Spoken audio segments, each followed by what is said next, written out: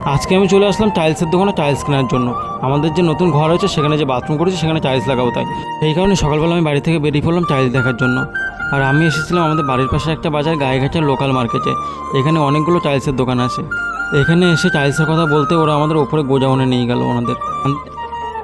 এখানে এসে জানতে পারলাম টাইলস দু ধরনের হয়, একটা মেঝেতে লাগায় আর একটা দেয়ালে লাগায়। দেয়ালে যেগুলো লাগায় সেগুলো একদম পুরো মসৃণ টাইপের হয়, আর মেঝেতে যেগুলো লাগায় সেগুলো খসখসে টাইপের হয়। ওনারা বললো যে নিচে যাতে পিচ্ছিল না হয়, সেই কারণেই এখানে যে খসখসে টাইপের টাইলসটা লাগানো হয়।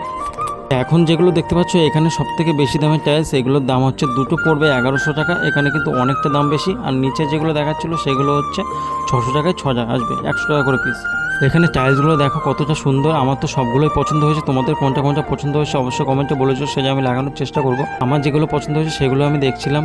খুব সুন্দর সুন্দর কালার এখানে, আমার তো খুব ভালোই লেগে। দেখো এই কাজটা কিন্তু খুব ভেবেচিন্তেই করতে হবে, কারণ লাগানোর পরে কিন্তু আফসোস করলে হবে না। তাই অনেকটা ভেবেচিন্তে সিদ্ধান্ত নিতে হবে। সেই কারণে আমি ভাবলাম যে বাড়ি গিয়ে সিদ্ধান্ত নিয়ে পরে এনাদের জানাবো।